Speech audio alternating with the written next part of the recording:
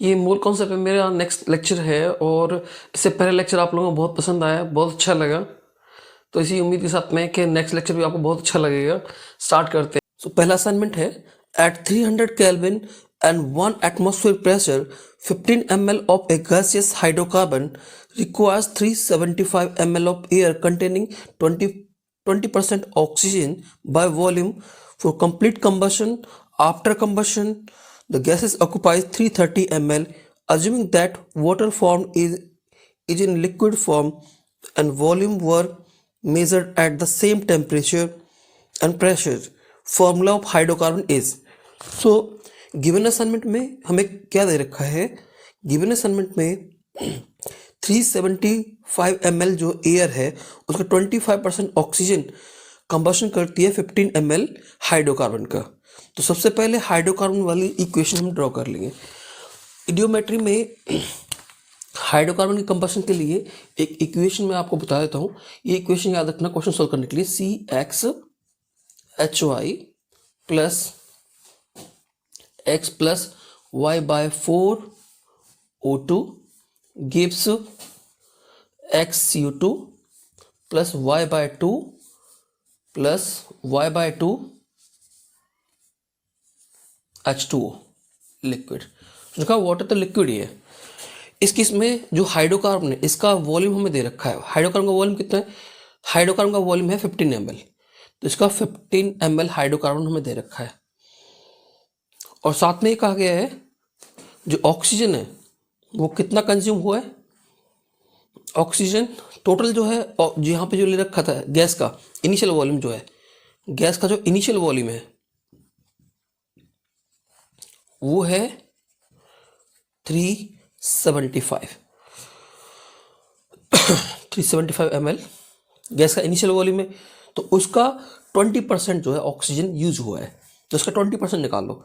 375 का 20%, तो 20% कितना होगा? 20% आएगा सर 75 ml। तो 75 ml 25% कितना होगा? 75 ml होगा। तो 75 ml ऑक्सीजन यूज हुआ है, ठीक है।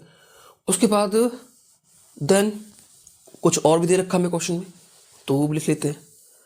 तो इनिशियल कितना था इसका वॉल्यूम? इनिशियल वॉल्यूम था 375।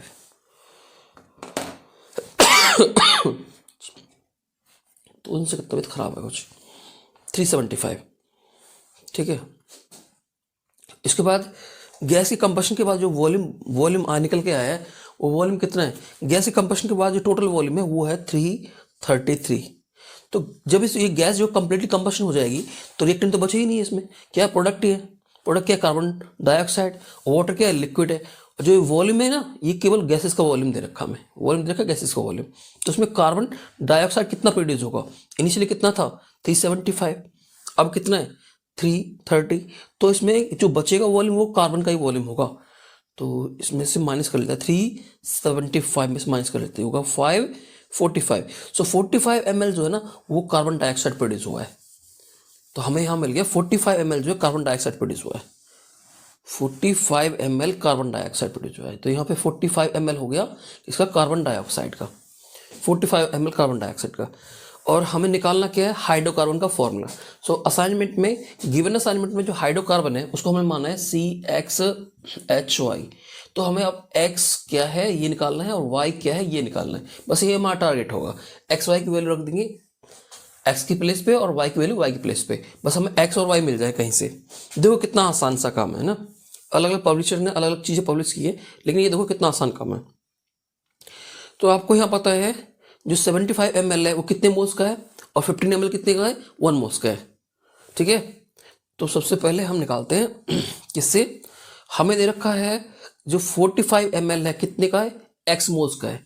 तो CO2 के x मोल्स का, CO2 के x मोल्स का वॉल्यूम कितना है? 45 x मोल्स का। तो इस साइड रखते हैं मोल्स को, इस साइड रखते हैं वॉल्यूम को।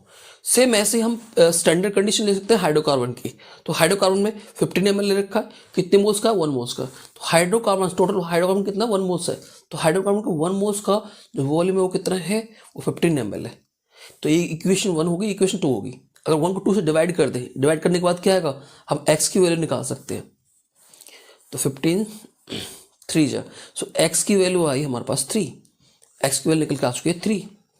अगर x की वैल्यू है तो y की वैल्यू हम बहुत आसानी से निकाल सकते हैं। कैसे देखना इसमें, अभी जैसे हमने इसको निकाला था ना, इसको, इसकी x की वैल्यू निकालती है यहाँ से, सेम ऐसे इसकी वैल्यू निकाल लेंगे। तो सेकंड केस में देखो, नेक्स्ट केस में क्या हुआ, नेक्स्ट केस में ये 75 ml किसका है, x plus y by 4 moles of O2 का। So x plus y by 4 moles of O2 that will be equals to 75 ml, ये होगा 75 ml के। और हमें पता है 50 ml जो है कितने का, 1 मोल्स का है। सो 1 मोल्स का कितना होगा, 15 ml। तो इससे भी डिवाइड करके निकाल ले, क्या होगा ये 5 टाइम्स x की वैल्यू हमने निकाल ली, कितना, x की वैल्यू है 3। So x plus y by 4 equals to 5, और x की वैल्यू सब्स्टिट्यूट कर लेते हैं, x की वैल्यू सब्स्टिट्यूट, x की वैल्यू है 3, तो यहाँ से y निकल के आएगा। So y by 4 equals to 5 minus 3 means 2, and then y equals to 2 minus 2 into 4 comes out to be 8। So x value 3, y value 8। So formula क्या हो जाएगा, फॉर्मूले में वैल्यू रखो, फॉर्मूले में वैल्यू रखो, c की वैल्यू हो जाएगी 3, h की वैल्यू हो जाएगी 8, तो C3H8 इज द, ये होगा इसका फॉर्मूला। ठीक है, उम्मीद है समझ आ गया होगा। अब नेक्स्ट वाला असाइनमेंट देखो, molecular formula of A commercial resins used for exchanging ions in water softening is C8H7SO3Na। molecular weight दे रखा है 206। what would be the maximum uptake of Ca2 positive ions, तो कितने Ca2 positive ions का uptake होगा when expressed in moles per gram resin, moles per gram मतलब 1 ग्राम के लिए निकालना है। सो इसमें एक्चुअल में है क्या क्वेश्चन में, देखो सबसे पहले रेजिन्स का फॉर्मूला लिख लेते हैं। फॉर्मूला क्या होगा, फॉर्मूला होगा C8H7SO3Na, ठीक है, C8H7SO3Na। अब इसको, इसके सोडियम आयंस को डिस्प्लेस करा रहा है, क्वेश्चन में बोल रहा है किससे, कैल्शियम आयन से। तो रिएक्शन क्या होगी, इसके अकॉर्डिंग जो स्टैंडर्ड रिएक्शन होगी, हमें पता है सोडियम पे चार्ज होता है वो +1, कैल्शियम होता है +2, तो एक जो कैल्शियम आयन है 2 सोडियम आयन को डिस्प्लेस कर सकता है। तो चार्ज को इक्वल करने के लिए कितनी चाहिए, हमें 2 सोडियम चाहिए, तो हम इसको 2 से मल्टीप्लाई कर लेते हैं। ठीक है, अब रिएक्शन को कर लेते हैं कंप्लीट। रिएक्शन कंप्लीट करने के बाद में 2 मोल से 1 मोल रिएक्ट कर रहा है, और बन क्या रहा है इसमें, C8H7SO3N, ने तो हटा दिया, डिस्प्लेस कर दिया किसने, कैल्शियम ने, ये हो गया 2 टाइम्स, तो कैल्शियम डिस्प्लेस कर दिया, 2Na यहाँ से डिस्प्लेस हो गए। अब इसके बाद में हमें पता है 2 मोल से 1 मोल कैल्शियम आयंस रिएक्ट करते हैं, 2 मोल से इसका 1 मोल, ठीक है, 2 मोल टू 1 मोल। देन हमें कितने से पूछा है, 1 ग्राम से कितने मोल्स कैल्शियम के डिस्प्लेस होंगे। 1 मोल्स मीन्स इसके 1 मोल का मतलब क्या होगा, इसका मोल का मास दे रखा है, तो बस इस ग्राम को मोल्स में बदल लो, यहाँ मोल्स है, यहाँ भी मोल्स है, हमें निकालने में मोल्स है, लेकिन ये ग्राम, वेट ग्राम में दे रखा है, बस इसको किस में कन्वर्ट कर लो, मोल्स में कन्वर्ट कर लो। तो वेट को मोल्स में कन्वर्ट करने के लिए उसने पूछा ना पर ग्राम, पर ग्राम मीन्स 1 ग्राम के लिए कितना होगा। सो वेट है 1 ग्राम, मोल का मास कितना होगा, मोल का मास दे रखा है असाइनमेंट में, मोल का मास दे रखा 206, 206 के लिए कितना होगा, बस सॉल्व कर लेंगे। 2 मोल्स के लिए 1 मोल्स, और इतने मोल्स के लिए कितना कैल्शियम आयंस का डिस्प्लेसमेंट होगा, कितने कैल्शियम आयंस यूज होंगे, एब्जॉर्ब होंगे, वो हमें निकाल लेंगे। कैसे निकालेंगे, तो मैंने इसके लिए ट्रिक बताया क्वेश्चन सॉल्व करने के लिए। क्वेश्चन मार्क जब भी ऐसा सॉल्व करना हो, 2 वैल्यूज आपको यहाँ दे रखी हो, एक वैल्यू ऊपर दे रखी हो, यहाँ क्वेश्चन मार्क हो, तो क्वेश्चन मार्क के इक्वल रखो जो वैल्यू ऊपर दे रखी है, और इसको इन्वर्ट करके मल्टीप्लाई कर दो, इन्वर्ट करके, यानी 1/206 ऊपर, और 2 जो है वो नीचे आ जाएगा, 2। अब इसे मल्टीप्लाई करो, कितना आएगा, ये आएगा, सो 12, और ये कितना हो गया 4। देखो कौन सा राइट ऑप्शन है। 3 gram of activated charcoal was added to 50 ml of acetic acid solution 0.6 normality in a flask. After an hour it was filtered and strength of the filtrate was found to be 0.042 N. The amount of acetic acid absorbed per gram of charcoal is, amount पूछी है, और किस में पूछी है, नीचे दे रखा है मिलीग्राम में। हमें एसिटिक एसिड दे रखा है, और एसिटिक एसिड की इनिशियल और फाइनल हमें नॉर्मेलिटी दे रखी है। एसिटिक एसिड क्या होगा, और साथ में वॉल्यूम भी दे रखा है, वॉल्यूम भी गिवन है 50 ml वॉल्यूम। सो एसिटिक एसिड का वॉल्यूम, पहली बात तो उसका वॉल्यूम गिवन है 50 ml, ठीक है। दूसरा उसकी नॉर्मेलिटी दे रखी है, इनिशियल और फाइनल। इनिशियल नॉर्मेलिटी है वो कितना है, इनिशियल नॉर्मेलिटी है 0.06 और फाइनल नॉर्मेलिटी क्या है, फाइनल क्या होगी, फाइनल नॉर्मेलिटी भी गिवन है, वो कितना है, वो है आपका 0.042, ठीक है। नॉर्मेलिटी गिवन है किसके लिए, फॉर्मूला है एसिटिक एसिड CH3COOH, तो ब्रेक करने के बाद हो जाएगा CH3COO negative plus H positive. इसका मतलब है इसका एन फैक्टर 1 होगा, एन फैक्टर 1 होगा, H पॉजिटिव दे रहा तो इसका एन फैक्टर जो है 1 होगा, और एन फैक्टर 1 तो इसका मतलब क्या निकल के आ रहा है वो देखो, हमें पता है normality equals to molarity into n factor. N factor 1 means normality molarity के इक्वल है, नॉर्मेलिटी मोलैरिटी के इक्वल है, तो इसको लिख सकते हैं मोलैरिटी। तो जो दे रखा है नॉर्मेलिटी को हम मोलैरिटी लिख सकते हैं, तो ये नॉर्मेलिटी क्या है, मोलैरिटी है, इसी मोलैरिटी दे मोलैरिटी। अब मोलैरिटी को मिलीमोल्स में कन्वर्ट कर सकते हैं, कैसे देखना, मोलैरिटी से बना सकते हैं मिलीमोल्स, मिलीमोल्स, और मिलीमोल्स से बना सकते हैं, मिलीमोल्स से बना सकते हैं हम वेट इन मिलीग्राम, वेट इन मिलीग्राम। कैसे कन्वर्ट करेंगे, अगर आपको मोलैरिटी को मिलीमोल्स में कन्वर्ट करना हो so molarity into volume in ml, ठीक है, और वहीं मिलीमोल्स को कन्वर्ट करना हो अगेन किस में, वेट में, तो उसे मल्टीप्लाई कर देंगे मॉलिक्यूलर मास से। सो मिलीमोल्स इनटू मॉलिक्यूलर मास, तो ये कहलाएगा वेट इन ग्राम। बस यही काम करके देखते हैं और उससे हो जाएगा, लेकिन उससे पहले हमें निकालना है कि कितने एब्जॉर्ब हुए होंगे, तो दोनों के मिलीमोल्स निकाल लेते हैं पहले, तो दोनों के मिलीमोल्स निकाल लेते हैं। इसके मिलीमोल्स निकालो, वॉल्यूम से मल्टीप्लाई कर दें, वॉल्यूम कितना होगा, वॉल्यूम 50 ml, इसका मिलीमोल्स निकालने वॉल्यूम से मल्टीप्लाई करो 50 ml, तो इसे करने के बाद आएगा 3 मिलीमोल्स। इसका कितने मिलीमोल्स आएंगे, इसका आएगा 2.1 मिलीमोल्स, ठीक है, 3 मिलीमोल्स और 2.1 मिलीमोल्स। अब हमारे पास मिलीमोल्स हैं, तो कितने मिलीमोल्स एब्जॉर्ब हुए होंगे, इनिशियली कितना था, इनिशियली मिलीमोल्स ये थे, और उसके बाद फिल्टर करने के बाद मिलीमोल्स ये आए, तो एब्जॉर्ब कितने हुए, तो एब्जॉर्ब निकाल लेते हैं। सो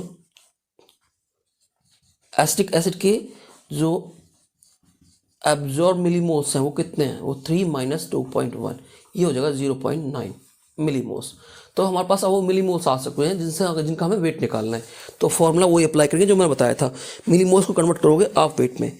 जब भी आपको मिलीमोल्स को कन्वर्ट करना हो वेट इन मिलीग्राम में, तो बस मोल्स को मोलेकुलर मास से मल्टीप्लाई और कर देना है। मिलीमोल्स है 0.9, मोलेकुलर मास होगा इसका 60, निकाल के देख लेना, और ये आएगा 54.0, ये होगा इसका right answer. The ratio of oxygen and nitrogen of a particular gaseous mixture is 1:4. Ratio of mass of oxygen, तो रेशियो दे रखा है, so ratio of weight of oxygen upon weight of nitrogen, oxygen upon nitrogen, इसका ratio दे रखा है 1/4।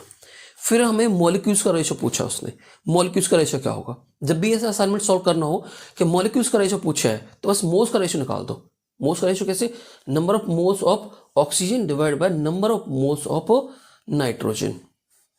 Moles कैसे निकालेंगे, weight upon molecular mass, so weight of oxygen divide by molecular mass of oxygen, और इसके मोल्स निकाल लो, weight of nitrogen divide by molecular mass of nitrogen. तो रीअरेंज करो इस इक्वेशन को, weight of oxygen divide by molecular mass of oxygen into, इसको ऊपर ले जाएंगे, so molecular mass of nitrogen divide by weight of nitrogen. So weight upon oxygen upon weight upon nitrogen वो हमें पता ही है कितना है, वेट अपॉन ऑक्सीजन और वेट अपॉन नाइट्रोजन कितना, 1/4, तो इसकी वैल्यू क्या होगी 1/4। Weight of molecular mass of nitrogen पता कितना होगा, नहीं पता, नाइट्रोजन का N2 का 28, एक का होता है 14 + 14 28, और दूसरा किसका निकालना है, ऑक्सीजन का मोलेकुलर मास, ऑक्सीजन होता है O2, कितना होगा 32। बस इसे सॉल्व कर लेना है, सॉल्व कर लेना है इसे, सॉल्व तो आप कर लोगे, मैं करके बताऊँ, 7 टाइम्स, ये क्या होगा 7:32, ये होगा इसका राइट ऑप्शन। सो असाइनमेंट्स और भी हैं, प्रैक्टिस करते रहो, कुछ असाइनमेंट्स मिलेंगे अब इसी लेक्चर में आपको। अब ये असाइनमेंट्स होमवर्क के लिए हैं, सॉल्व जरूर करने। अब जो असाइनमेंट दिए जा रहे हैं ये सारे असाइनमेंट सॉल्व करने हैं आपने, ठीक है। कोई भी असाइनमेंट छोड़ना नहीं है, सभी असाइनमेंट सॉल्व करने। नहीं होते मुझे बताना है, सर ये असाइनमेंट सॉल्व नहीं हुए, इस टाइप के असाइनमेंट्स हमसे सॉल्व करो।